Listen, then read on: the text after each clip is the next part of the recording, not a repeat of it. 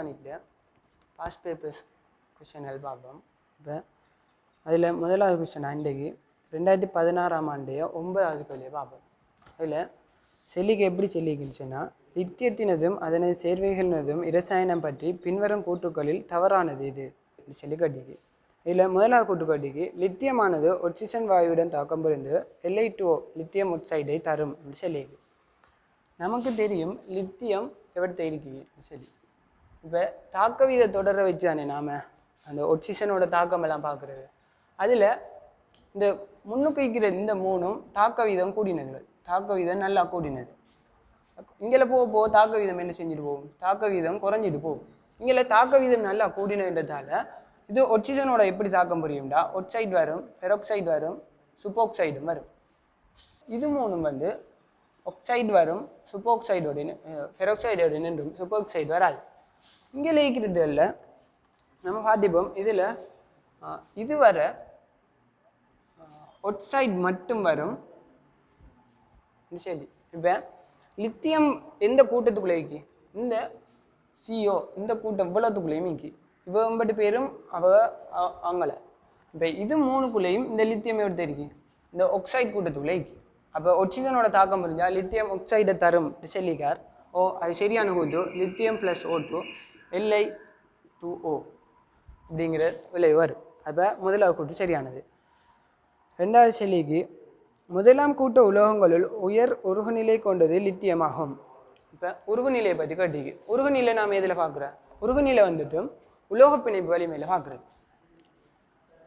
உலோக பிணைப்பு வலிமை கூடினதுக்கு உருகுநிலை கொதிநிலை கூட இருக்கு. லித்தியம், பொட்டாசியம், ருபீடியம், சீசியம் இந்த இதுக்குள்ள இப்போ கீழே நோக்கி என்ன செய்யும், பருமன் கூட்டிகிட்டு போகும். பருமன் கூட்டிகிட்டு போகிறதுனால இங்கே ஏற்றம் எல்லாம் என்ன ப்ளஸ் தான், எல்லாம் ப்ளஸ். அப்போ இங்கே பிணைப்பில் விடுவிக்கிற இலத்திரன் எண்ணிக்கை என்ன எல்லாத்துக்கும் ஒன்று தான். அதில் பருமன் கீழ் நோக்கி கூட்டிகிட்டு போகும். கீழே பருமன் கூட்டிகிட்டு போனால் உலோக பிணைப்பு வலிமை குறைஞ்சிட்டு போகும். இப்போ உலோக பிணைப்பு வலிமை கூடினதுக்கு உருகுநிலையெல்லாம் கூட அறிக்கும். அப்போ இங்கே பருமன் குறைஞ்சதுக்கு உருகுநிலை உலோக பிணைப்பு வலிமை கூட, உலோக பிணைப்பு வலிமை கூடண்டா உருகுநிலை உருகுநிலையும் கூட அறிக்கும். அப்போ முதலாம் கூட்ட உலோகங்களுள் உயர் உருகுநிலை கொண்டது லித்தியமாகும். அப்போ இதன்படி லித்தியம்ங்கிறது சரியான கூட்டு. அடுத்தது லித்தியம் ஹைட்ரோக்சைட்டின் மூலத்தன்மை NaOHின் மூலத்தன்மையை விட குறைந்ததாகும்.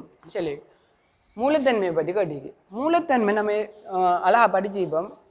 ஆவர்த்தனத்தில் இங்கே போக அமிலத்தன்மை கூட்டிகிட்டு போகும், இங்கே போக காரத்தன்மை கூட்டிகிட்டு போகும்.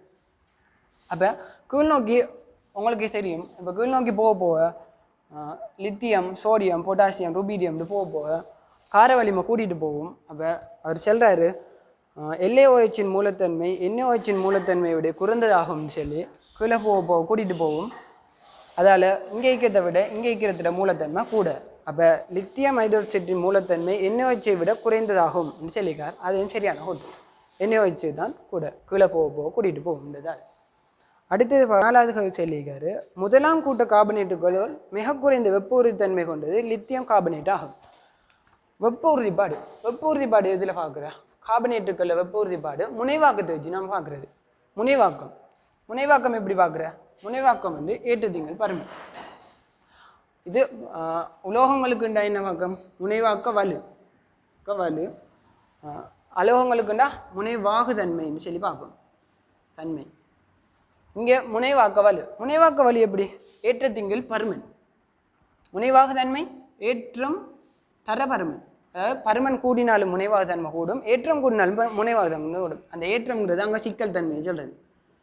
இங்கே இப்போ இதை பார்த்தோம்னா முதலாம் கூட்ட மூலகங்களுக்குள்ள கீழ்நோக்கி இப்போ எல்லாத்துக்கும் ஏற்றம் என்ன உண்டு, +1 தான் எல்லாம்.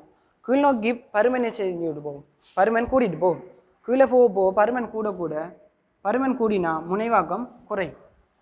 அப்போ முனைவாக்க வலு முதலாம் கூட்டத்துக்கு கீழ்நோக்கி குறைஞ்சிட்டு போகும். கீழ்நோக்கி குறைஞ்சிட்டு போனால் முனைவாக்கம் கூட வெப்ப உறுதிப்பாடு குறையும். அப்போ கீழ்நோக்கி போக முனைவாக்கம் என்ன செய்யும், பருமன் கூறத்தால் முனைவாக்கம் குறையும். முனைவாக்கம் குறைகிறதால வெப்ப உறுதிப்பாடு கூட்டிகிட்டு போகும். அப்போ ஆக குறைஞ்ச வெப்ப உறுதிப்பாடு எதுக்கு ஆக குறைய சொன்னால் அது லித்தியம் கார்பனேட் ஆகும். முதலாம் கூட்ட கார்பனேட்டுகளுள் மிக குறைந்த வெப்ப உறுதித்தன்மை கொண்ட லித்தியம் கார்பனேட். அது சரியான கூற்று. சரிதானே, கீழ்நோக்கி போக முனைவாக்கம் குறையும். முனைவாக்கம் குறைய கீழ்நோக்கி பருமன் கூட முனைவாக்கம் குறையும். முனைவாக்கம் குறைஞ்சா வெப்ப உறுதிப்பாடு கூடும். அப்போ பருமன் குறைஞ்சதுக்கு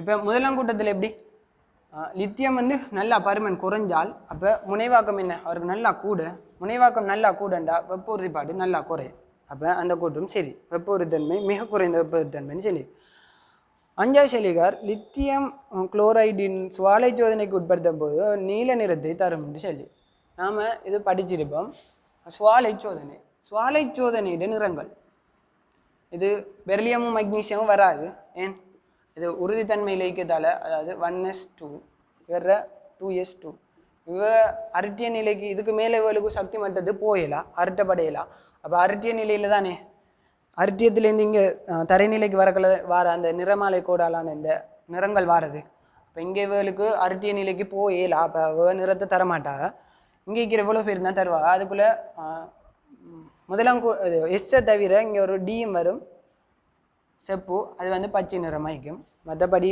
அது உங்களுக்கு தெரிஞ்சிக்கும் லித்தியம் வந்து சிவப்பு இங்கே நீலம் செல்லிக்கார் அதால் இந்த கூட்டு புல நம்மகிட்ட கேட்டு தவறான கூட்டு அப்போ ஆன்சர் 5வது வரும் அடுத்த கேள்வியாக நம்ம 2016 27வது கேள்வி பார்ப்போம் இதை NH3 பற்றி பின்னொரு கூட்டுக்களை தவறானதுன்னு கட்டி இப்போ NH3 பற்றி கட்டிக்கு இதில் முதலாக கூட்டு NH3க்கு மூலமாக மாத்திரமே தொழிற்பட முடியும்னு சொல்லியிருக்கு NH3 மூலமாக மட்டும்தான் தொழிற்படும்னு சொல்லியிருக்காரு இல்லை அதுக்கு ஒரு தாக்கம் தான் இது இதில் சோடியத்தோட தாக்கம் இருந்துச்சுன்னா NH3 NaNH2 H2ங்கிறது வரும் அதில் NH3யில் இருக்கிற H+ ஒன்று இழக்கப்படுறதால NH3 H+ இழந்தால் அது என்ன அமிலம் H+ இழக்கிறது அமிலம்னு தெரியும் தானே அப்போ NH3க்கு மூலமாக மாத்திரமே தொழிற்பட முடியும்னு சொல்லிக்கார் அப்படி இல்லை அது அமிலமாக தொழிற்படும் அதுக்கு ஒரு உதாரணம் தான் அந்த தாக்கம் அடுத்தது NH3 ஒட்சிஜனில் தகனமடைந்து N2 வாயுவை தரும் அது சரி ஒட்சிஜனில் தகனமடைந்து N2 வாயுவை தரும் இப்படி தாக்கம் நீங்கள் படிச்சுப்பீங்க NH3 தாக்கத்துக்குள்ள NH3 ஒட்சிஜன் தாக்கத்துக்குள்ளே படிச்சுப்பீங்க அதுக்குள்ளே இப்படி N2 வாயுவை தரும்ன்ற தாக்கம் இது அடுத்து இதில் ஆனால் இன்னொரு படிச்சுப்பீங்க ஊக்கி போட்டால் இன்னும் வரும் அது இண்டஸ்ட்ரியலில் படிச்சுப்பீங்க இன்னும் வர தாக்கம் ஆனால் பொதுவான தாக்கம் N2 வாயு தான் வரும் அடுத்தது NH3 நெஸ்லரின் சோதனை பொருளுடன் கபில நிறத்தை தரும் அது வளமையான தியரி உண்டு அது NH3 நெஸ்லரின் சோதனை பொருளுடன் கபில நிறத்தை தான் தரும்ண்டு NH3 லித்தியத்துடன் தாக்கம் புரிந்து Li3 எண்ணெயும் H2 வாயுவையும் தரும் இதில் நாம் பார்த்துருப்போம் NH3 தாக்கங்கள் தாக்க வீதத்தொடரில் முன்னுக்குள்ளது தாக்க வீதம் நல்லா கூடினதுகள் அதுகள் NH3யோட எப்படி தாக்கம் புரியும்னா NH3 Na போட்டால் NH2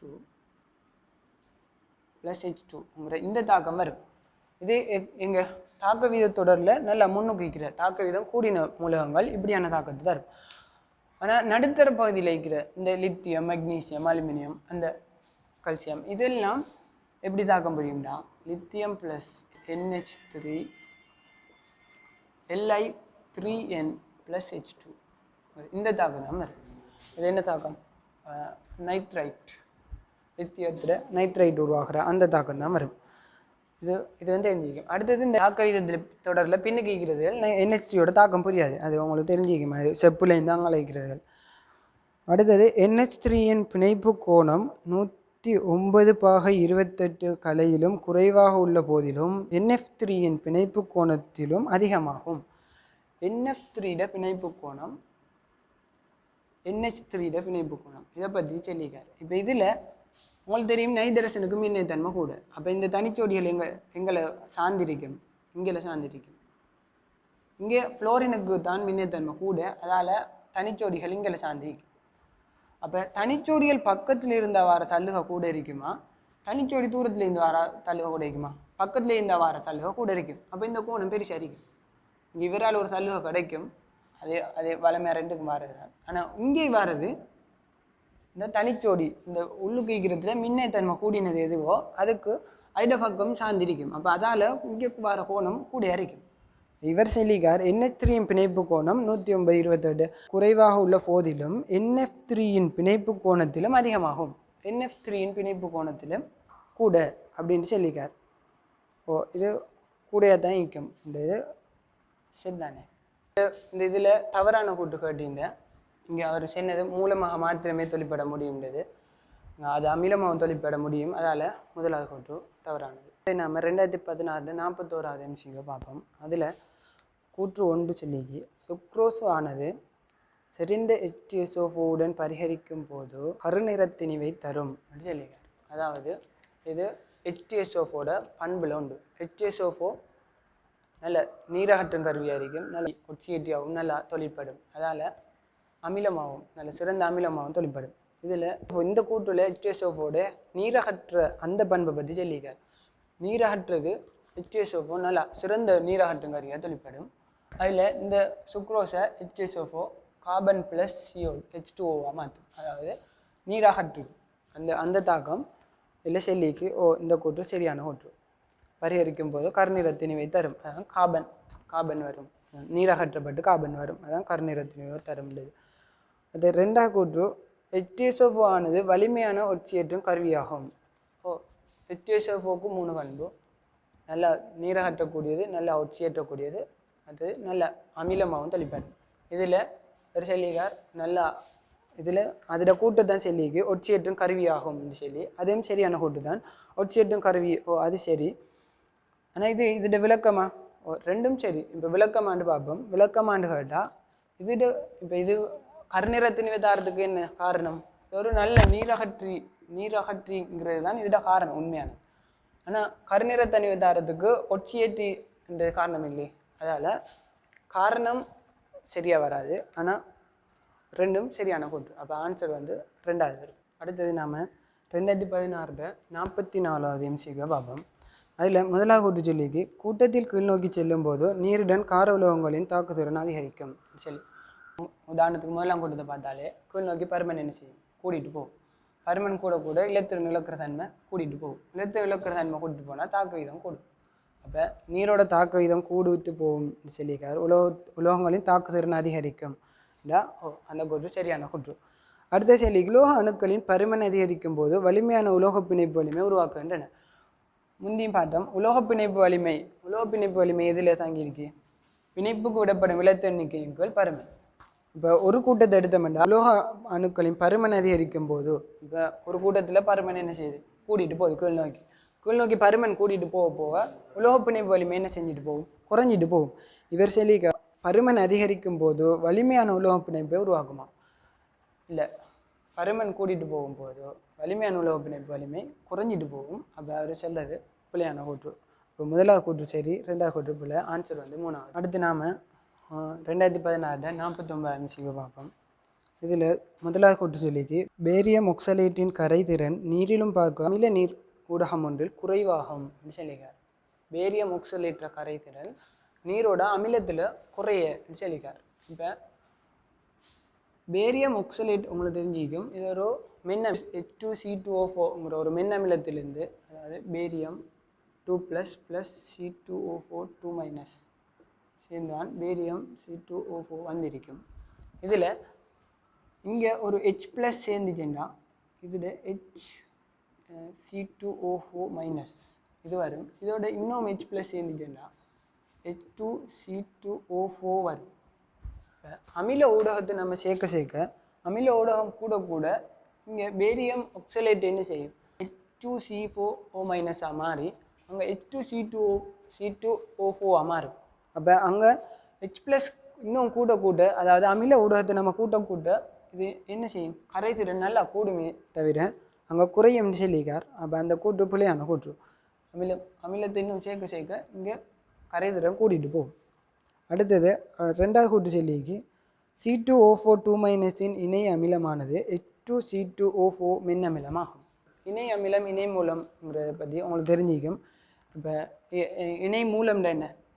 H+ இங்கேருந்து இப்போ H2C2O4 அடுத்த கட்டம் HC2O4-ங்கிறது. அதில் HC2O4- மாறுற அந்த இதில் ஒரு இணை மூலம் வரும். அடுத்த H+ இருந்தால் அடுத்த இணை மூலம். அடுத்தது H+ ஏற்றா அது இணை அமிலம். அடுத்து இன்னொரு H+ ஏற்றா அதுக்குரிய இணை அமிலம் ஆயிக்கும். இப்போ நாம் இங்கேருந்து டிரெக்டாக இதுக்கு இணை மூலம் செல்லலாம்.